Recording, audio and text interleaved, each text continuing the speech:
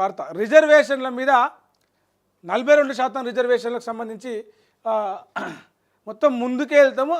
Assembly ఎన్నికల్లో కూడా రాబోయే 2029 అసెంబ్లీ ఎన్నికల్లో కూడా ఈ రిజర్వేషన్లని అమలు చేసేందుకే చూస్తాం. అసలు ఎట్టి పరిస్థితుల్లో కూడా తగ్గేదే లేదని చెప్పేసి అవసరమైతే ఢిల్లీకి పోతా, కేంద్ర మంత్రులను కలుస్తా, అన్ని పార్టీలకు అఖిలపక్షం పెట్టి పవర్ పాయింట్ ప్రజెంటేషన్ ఇస్తా, ఎంపీలను కూర్చోబెట్టి మాట్లాడతా, పార్లమెంట్లో మాట్లాడమని వాళ్ళతో కోరుతా. ఒకవేళ మోడీ స్థానంలో కనుక రాహుల్ గాంధీ ఉండుంటే, రాహుల్ గాంధీ ప్రధానమంత్రి అయి ఉంటే ఈ పార్టీకి ఎప్పుడో ఈ రిజర్వేషన్ల మీద ఒప్పిస్తోని, నేను రిజర్వేషన్లు ఎప్పుడో అమలవుతాడు చూస్తానని చెప్పేసి ముఖ్యమంత్రి రేవంత్ రెడ్డి అన్నారు నిన్న మాట్లాడుకుంటా. 2029 మొత్తం ఎన్నికల్లో కూడా రిజర్వేషన్లే, బీసీ రిజర్వేషన్లే ప్రధాన ఎజెండాగా పోతాం. స్థానిక ఎన్నికల్లో 42% బీసీలకు అమలు చేసి తీరుతాం. దీని మీద ఎవ్వరు నా నిబద్ధతను ప్రశ్నించలేరు. దానికి కట్టుబడి ఉన్న నేను 42% రిజర్వేషన్లు బీసీలకు ఇస్తేందుకు. బీసీ సంఘాలు కూడా మీరు కూడా చాలా దీని మీద పట్టుబట్టి ఉండాలి. చాలామంది కోర్టుకెక్కాలి, ఆపాలని చూస్తున్నారు. దాన్ని అడ్డుకోవాలి.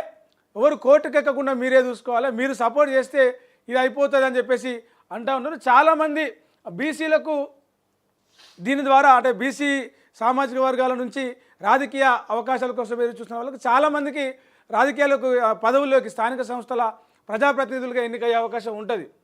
అయితే అమలు చేసే దాంట్లో చిత్తశుద్ధి ఎంత ఉంది అనేది, ఎందుకంటే కులగణన సర్వే అని చేసి దాంట్లో ఏ కులం ఎంత ఉందని చెప్పేసి లెక్కలు చెప్పి అవి వాటి మీద కూడా కొంత వ్యతిరేకత వచ్చింది, ఆరోపణలు వచ్చినాయి, తప్పుడు లెక్కలు అని చెప్పేసి బిల్లు పెట్టిరు. 2 బిల్లులు పెట్టిరు, మార్చిలో పెట్టి కేంద్రానికి పంపిరు. ఇది 42% స్థానిక సంస్థల ఎన్నికల్లో కావచ్చు, విద్యా ఉపాధిలో కూడా 42% అమలు చేస్తామని. ఆ 2 బిల్లులు ఇంకా ఆనే ఉన్నాయి రాష్ట్రపతి టేబుల్ మీదనే. దుమ్ము పట్టిపోవచ్చు. ఏప్రిల్, మే, జూన్ 3 నెలలు అయింది. అదే దుమ్ము పట్టిపోవచ్చు. అది అట్లా ఉండగానే కొత్త ఆర్డినెన్స్ తీసుకొచ్చి గవర్నర్కి పంపిరు. మరి ఆ బిల్లులకు మీదే ఇంకా ఆడ సంతకం కాలే, అవి ఇందాక రాలే. ఈ ఆర్డినెన్స్ మీద సంతకం చేస్తారు. సో ఇట్లాంటి ప్రశ్నార్థకాలు చాలా ఉన్నాయి.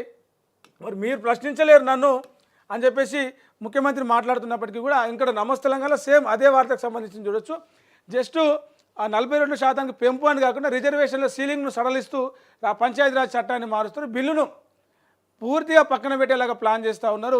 ఒకే సమయంలో 42% రిజర్వేషన్ల జీవో వస్తుంది, ఎన్నికల నోటిఫికేషన్ వస్తుంది. ఏమైనా ఎన్నికల నోటిఫికేషన్ వచ్చినాక ఆ పనికై ఉండదు ఇక ఛాన్సు. ఈలోపు జీవో మీద ఎవరన్నా పిటిషన్ వేస్తే జీవో మీద స్టే ఇస్తుంది, ఆపండి అని చెప్పేసి. ఎన్నికల నోటిఫికేషన్ వచ్చింది కాబట్టి అది వెనకకి తీసుకొని ఉండదు కాబట్టి ఎన్నికలు అయిపోతాయి. ఎన్నికలు అయిపోయినాక ఇంకేముందిగా విచారణ పూర్తయ్యేలోగా ఎన్నికలు అయిపోతాయి. 15 రోజుల్లో ఎన్నికలు అయిపోతాయి. ఎన్నికలు అయిపోయినాక విచారణ ఒకవేళ లేదు, తప్పుల తరక ఉంది, మళ్ళీ సర్వే చేయండి, కమిటీ వేయండి, అధ్యయనం చేయండి, కేంద్రం మీరు పంపిన బిల్లులు రావాలా, వచ్చిందా కాగానే అని చెప్పేసి ఒకవేళ కోర్టు అట్లా తీర్పిస్తుంది అనుకో, ఏముంటుంది 42% రిజర్వేషన్లు ఎత్తేసినట్టే అవుతుంది. మళ్ళీ బీసీలకు మళ్ళీ మొండి చేయాలి. సో ఇట్లా ప్రతిపక్షాలు ఇట్లా వాదిస్తూ ఉన్నాయి. మరోవైపు ముఖ్యమంత్రి రేవంత్ రెడ్డి ఏమో నేను ముందుకెళ్ళే ఆలోచనలో ఉన్నా, ఎవరు వచ్చినా తగ్గేదే లేదన్నట్టుగా ఆయన మాట్లాడుతున్నారు. మరి బీసీ రిజర్వేషన్లు అనేది ప్రస్తుతానికైతే ఒక అన్ని పార్టీలు బీసీ జపం చేస్తూ ఉన్నాయి. ఈ గతానికి మించి ఈసారి స్థానిక ఎన్నికల్లో కావచ్చు, రేపు రాబోయే అసెంబ్లీ ఎన్నికల్లో, పార్లమెంట్ ఎన్నికల్లో కూడా బీసీలకే ఎక్కువ టికెట్లు ఇచ్చేలాగా ఇచ్చేస్తూ ఉన్నాయి. చట్టసభల్లో, స్థానిక సంస్థల్లో బీసీల ప్రాతినిధ్యం పెడతామని చెప్పేసి మేధావులు, రాజకీయ విశ్లేషకులు అనుకుంటూ ఉన్నారు. కానీ ఇది ఎంతవరకు అమలు చేస్తారు, 42% ఎంతవరకు అమలు అయ్యే అవకాశాలు ఉన్నాయి, దానికి సాధ్యాలు ఏంది అని చెప్పేసి కూడా దీనికి సంబంధించిన లెక్కలు కూడా కొన్ని ఉన్నాయి. చూద్దాం ఒకసారి.